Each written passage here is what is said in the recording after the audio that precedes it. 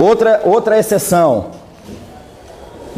Vocês se lembram que 3 hipóteses de título executivo judicial eu ainda vou para execução autônoma? Aula passada. Quais são as 3? Penal, condenatória, transitado em julgado, arbitral e estrangeira. Vamos lá. Sentença arbitral. Quando houve o contrato, as partes não podem compactuar apenas que o árbitro vai decidir quem tem razão e deixar que o quanto fique por ocasião da execução? Pode, tá? Sentença penal condenatória transitada em julgado. Ocorreu um crime de dano. O autor do crime respondeu o processo penal, foi condenado por dano. Transitou em julgado a sentença. Você quer agora executar os efeitos civis dessa sentença penal. Tem valor? Não tem, eu vou ter que... Não, como é que eu vou saber o valor do dano apurado? Eu vou ter que liquidar essa sentença, tá? Eventualmente a estrangeira também pode depender de liquidação. Então, estou chamando a atenção de vocês. Não apenas nas hipóteses do 286 eu vou ter liquidação de sentença. Toda situação em que a sentença for ilíquida, eu vou ter que liquidar essa sentença antes de executá-la. O pedido alternativo, a escolha feita nessa fase? No pedido alternativo... O pedido alternativo também se encaixa na regra de ele ter que ser certo e determinado, mas se algum deles... Ele pode estar líquido, porque na verdade o alternativo ele vai mais na questão da certeza, né? É o objeto, é esse ou aquele. Tantos desse ou tantos daquele pode acontecer? Pode, mas a regra é que você vai ter ele definido em qualidade e em quantidade. Mas se não tiver, havendo a opção por aquele que não está líquido, a gente vai para a liquidação de sentença, tá? Dúvidas até aqui?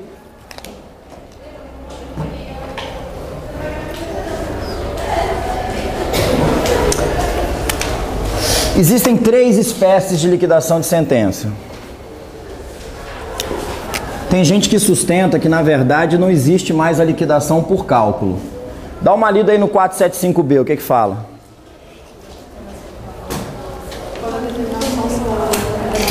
Facear a liquidação por... Como é que é? Quando a determinação do valor depender apenas de cálculo aritmético...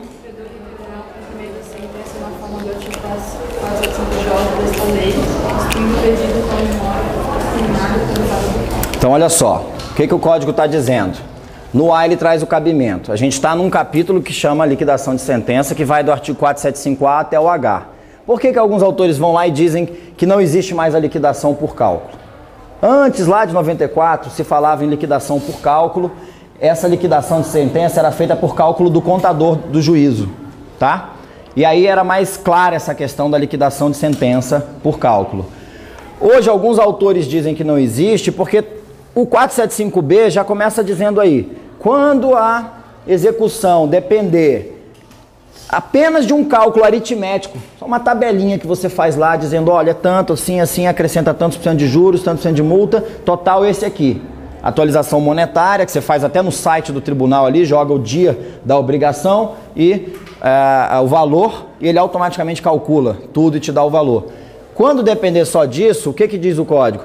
O autor já vai requerer o cumprimento da sentença. Ele vai direto pedir, olha, senhor juiz, intima o devedor para pagar tanto, tá? Então, pela redação, ele está trabalhando, apesar de estar no capítulo de liquidação de sentença, ele não está dizendo para a gente parar aqui para liquidar a sentença, está dizendo só o seguinte, eu instruo a petição de intimação com um memorial descritivo dos valores, com cálculo, e peço para o juiz intimar o devedor para pagar e já sigo aquele procedimento do artigo 475J, né? Para frente, tá? Até aqui, ok? Espécies de liquidação. Primeira, por cálculo. Segunda, por arbitramento. Terceira, por artigos. O que é a liquidação por cálculo? É aquela liquidação entre aspas, né? Como eu estou dizendo, alguns sustentam que nem há liquidação aí, porque simplesmente o autor apresenta uma planilha dos valores que ele quer executar e pede ao juiz que execute, que intime, que processe a execução. Pode acontecer de, nesse caso, eu juntar um memorial descritivo dos valores e o juiz achar assim, peraí, isso aqui ele está exorbitando os limites da sentença. Tá? Ele está passando muito longe. Se o juiz ficar na dúvida, o código diz que o juiz pode encaminhar os autos para o contador, para o perito judicial, que é o contador do juízo, para que ele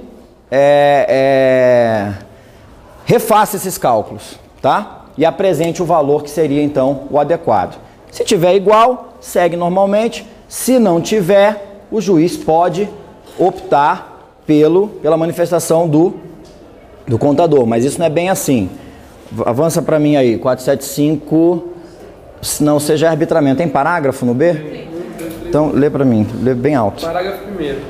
Quando a elaboração da memória do cálculo depender de dados existentes em poder do devedor ou de terceiros, o juiz, requerimento do credor, poderá requisitá-los, fixando prazo de até 30 dias para o cumprimento da diligência. Então, primeira observação, se para fazer esse cálculo eu preciso de informações que estão em poder do devedor ou de terceiros, eu peço ao juiz, o juiz determina que se apresente, tá? E fixando um prazo aí de 30 dias, né? Até 30 dias.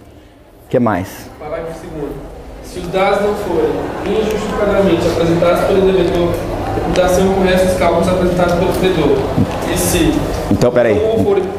Então, se não forem apresentados pelo devedor, né? Olha aí, presunção de veracidade dos fatos, tal qual ocorre lá na exibição de documentos, lembra? Meio de prova, exibição de documento ou coisa, mesma situação, tá? E se não for pelo terceiro... Se não for pelo terceiro, configurar-se a situação prevista no artigo 362. Aí a gente vai lá para o 362. Se o terceiro, sem justo motivo, se recusar a efetuar a exibição, o juiz lhe ordenará que proceda ao respectivo depósito em cartório ou em outro lugar designado. Segurei.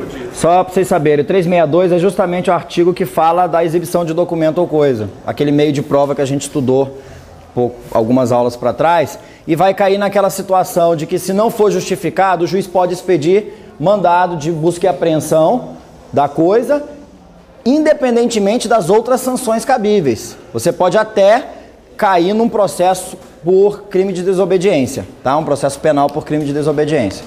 Volta lá pro parágrafo. Parágrafo 3º. Poderá o juiz valer-se do contador do juízo, quando a memória apresentada pelo credor aparentemente exceder os limites da decisão executada. Aquilo que eu disse, né? O juiz pode se valer do contador do juízo quando aquele cálculo apresentado pelo credor aparentemente exceder os limites da decisão exequenda, da decisão que você quer executar, não é? Tem mais alguma coisa? Tem, porque vai... De assistência judiciária. Parágrafo 4.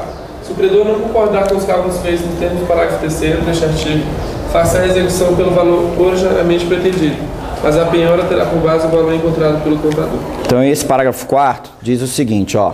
Na minha memória descritiva, eu encontrei o valor de 100 mil. Quando foi para o contador disse não, 80 mil. O que está falando o parágrafo 4º? A execução vai prosseguir com base no valor de 100 mil. Execução. Mas quando eu for, que é óbvio que eu vou recorrer disso aqui, né, da decisão do juiz que acolheu isso aqui.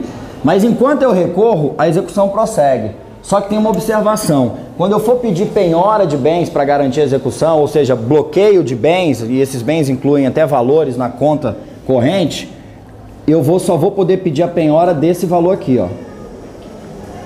Tá? Por que isso, gente? Vocês vão estudar no semestre que vem, existe um artigo lá no livro das execuções, já começa dizendo o seguinte: toda execução deve ser conduzida da maneira menos gravosa ao executado.